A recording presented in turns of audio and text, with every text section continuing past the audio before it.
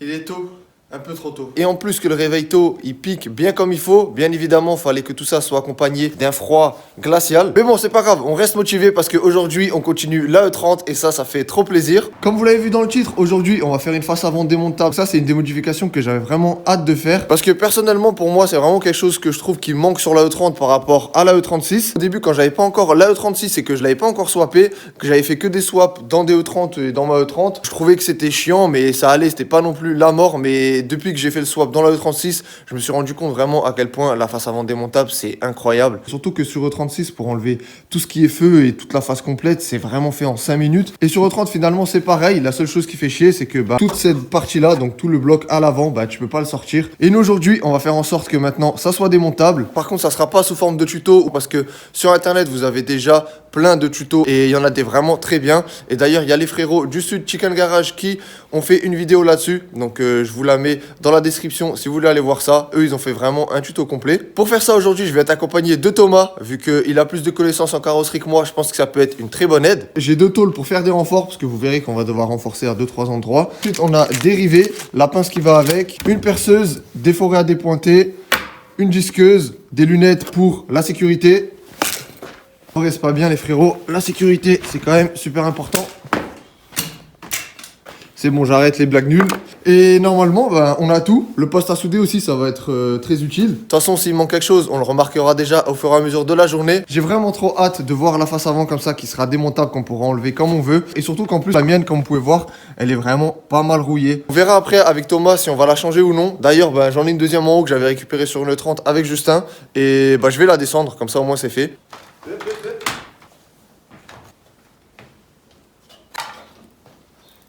Là, on a une autre face avant. Donc bon, elle est juste sale, mais elle est beaucoup moins rouillée que la mienne. Donc déjà, rien que si vous prenez tous les endroits là... Mais en fait, la mienne, elle est vraiment éclatée de fou. C'est abusé. Plus je la regarde, plus en fait, je me rends compte que c'est rouillé partout. De toute façon, ça, on verra après, une fois que Thomas sera là.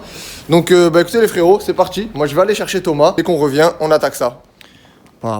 J'ai lavé le 39, les gars, après au moins 12 mois. 9 loto.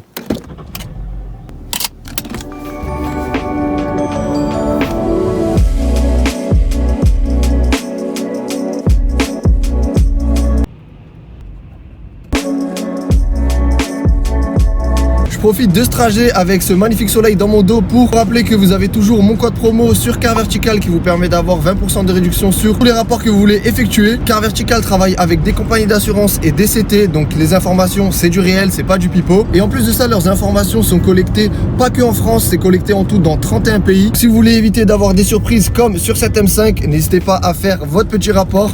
Vous avez le lien dans la description.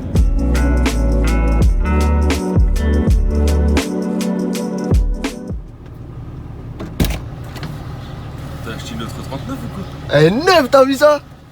Bon, on est de retour à la maison. Avant de commencer à couper toute la face avant, on va mettre des petits points ici comme ça, comme Thomas il a fait. Savoir où faut dépointer. Ensuite, à des endroits où il va falloir couper directement, parce que là, il y a un trait soudure complet. Et aussi, ce qu'on va faire, c'est que ici, là, avec le marqueur, on va mettre un petit trait ici pour bien repérer où elle est positionnée. Si on la démonte, on sait pas où la remettre exactement. Ça va être un petit peu compliqué le jour où on va tout remettre en place.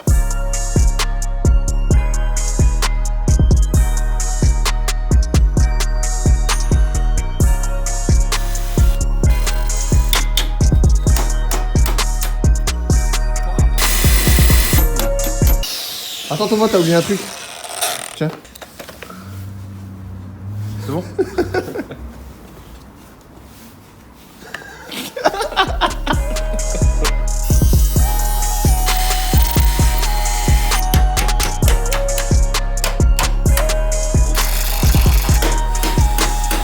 Ouais, c'est ça. Et quand ça change de son, c'est que c'est bon. Ok. Ah, ça a changé de son.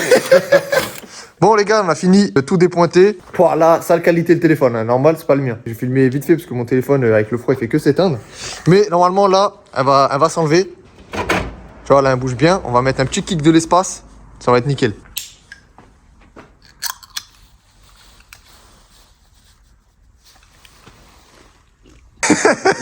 Tu prends un petit appui comme ça là. Et voilà le travail. Ah, plus. Du coup maintenant on va pouvoir attaquer celle-ci pour la démonter. On récupère celle-ci parce qu'elle est vraiment beaucoup moins rouillée que la mienne. La mienne là maintenant qu'elle est démontée on a pu regarder un petit peu mieux. C'est vraiment catastrophe de ouf, elle est vraiment bien piquée. Pour atteindre certains points ça va être un petit peu mieux vu que bah avant fallait se coucher sous la caisse, c'était un petit peu relou. Là celle-là vu qu'elle est coupée ça va aller un petit peu plus rapidement. Et là Thomas il est en train de commencer à enlever tous les trucs de la B-moteur pour qu'on puisse la faire vraiment tip-top nickel. Échec.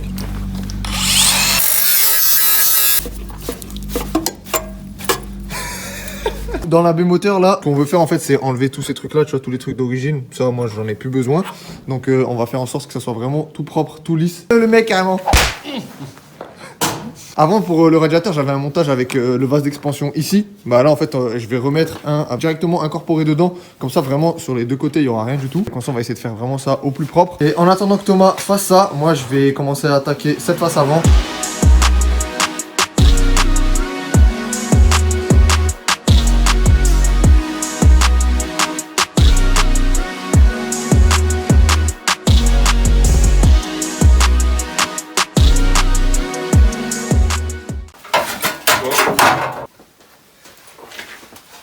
Voilà.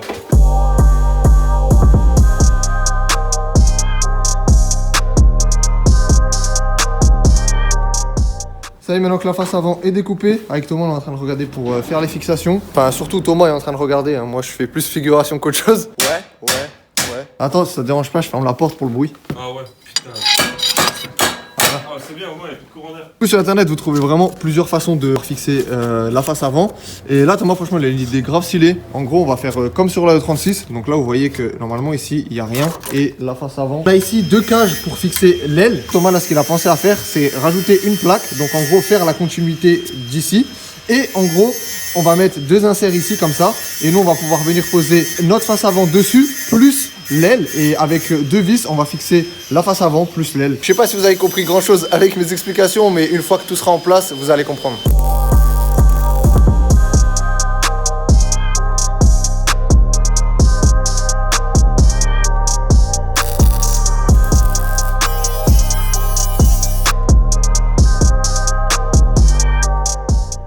Voilà comment ça rend, super joli, bravo Thomas, tu peux rentrer chez Watt.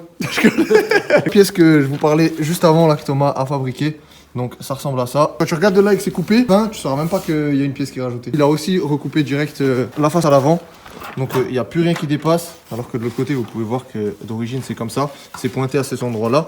Et ben nous vu que maintenant on va avoir les fixations ici, ben on s'en fout de ce qu'il y a là.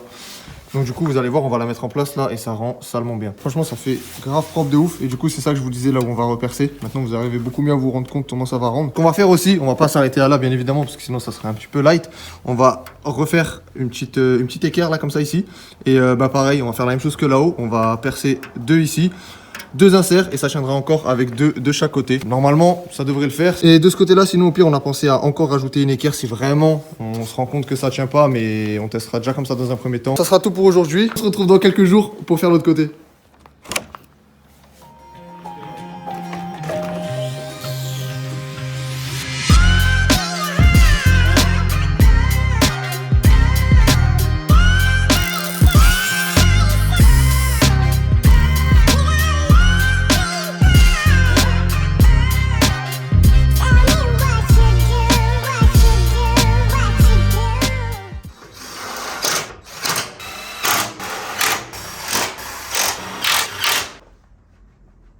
Jamais de ma vie ça bouge.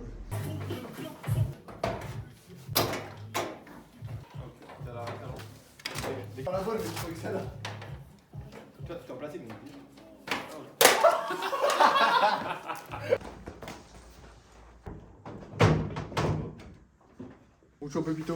Ça y est, comme vous avez pu le voir, la face avant est prête. Thomas a réussi à tout adapter. Maintenant, les seules choses qui va rester à faire, c'est de faire tout propre. Donc, meuler toutes les soudures qu'il y a à meuler. On va sûrement jointer les soudures pour que ça soit au plus propre possible. Et bien évidemment, mettre de la prête dessus pour éviter que ça rouille jusqu'à ce qu'on peint toute la caisse. Le résultat, je le trouve vraiment top parce que Thomas, la façon qu'il a pensé pour adapter la face avant, on vient pas rajouter d'insert sur le côté ou quoi. C'est vraiment juste la continuité des fixations de l'aile. Et pour en bas, d'origine, elle est pointée avec cette pièce-là. Mais nous, vu que maintenant, elle est fixée avec ça, on en a profité aussi pour couper ça pour que ça fasse plus propre. Et là vous pouvez voir que c'est vraiment solide. ça risque vraiment pas de bouger, je bouge toute la caisse. C'est vraiment top, je suis trop content qu'on ait pu faire cette modification sur la E30. Un grand merci à Thomas parce que vraiment sans lui, je pense que j'aurais à peine démonté la face avant. Dans cette vidéo, j'avais prévu de faire uniquement la face avant démontable et enlever ce qu'il y a sur les tourelles, ressouder comme ça. Au moins, je peux blacksonner les passages de roues. Et comme ça, très prochainement, on va pouvoir mettre tout le train avant complet vu que maintenant j'ai toutes les pièces et enfin pouvoir la poser au sol. Et hier, avant de partir, Thomas, il s'est encore chauffé à commencer une autre modif qu'on avait prévu de faire sur la E30. C'est du coup de mettre une petite plaque de chaque côté pour faire la baie moteur la plus lisse possible. C'est un truc que je trouve vraiment grave stylé sur les voitures d'avoir une baie moteur vraiment super clean. On va continuer ça demain. Normalement, avec une dernière journée de taf, tout devrait être terminé. Je pense même que vu que Thomas aura fermé tous les trous, on pourra aussi encore blacksonner dans cette vidéo tous les passages de roues. Comme ça, dans la prochaine, la voiture, on pourra la sortir. Même s'il n'y aura pas encore de moteur, elle sera loin d'être finie. Mais bon, ça fera déjà plaisir de l'avoir dehors. Donc voilà les frérots, on se retrouve demain pour continuer ça.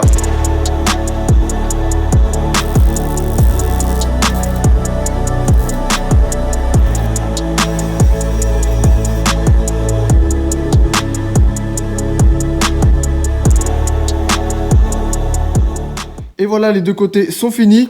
Bien évidemment, avant de faire la peinture, on fera toutes les petites finitions dans la baie moteur. En tout cas, là, le plus gros est fait. Dites-moi ce que vous en pensez. Franchement, moi, je trouve qu'avec la plaque comme ça, des deux côtés, ça rend super bien. Une fois que ça va être peint, ça va être vraiment énervé. Ça va rendre exactement comme je veux. Après, il me restera juste à trouver comment fixer chaque chose dans la baie moteur pour que ça soit le plus clean possible. Et là, j'ai quasiment fini de tout préparer pour qu'on puisse blacksonner les deux passages de roues. Il me reste juste encore à mettre le petit film plastique ici sur le pare-brise et sur le côté de la voiture pour éviter qu'il y en ait partout. C'est parti, dernière ligne droite et ensuite on en aura fini avec toute la face avant. Et si déjà je reblacksonne les deux passages de roues à l'avant, j'en profite aussi pour faire l'arrière de l'aile. Vu que ça de toute façon on le voit pas et en plus c'est pas peint d'origine, on va le blacksonner, j'ai bien dégraissé, bien nettoyé. Donc c'est parti, on peut attaquer ça.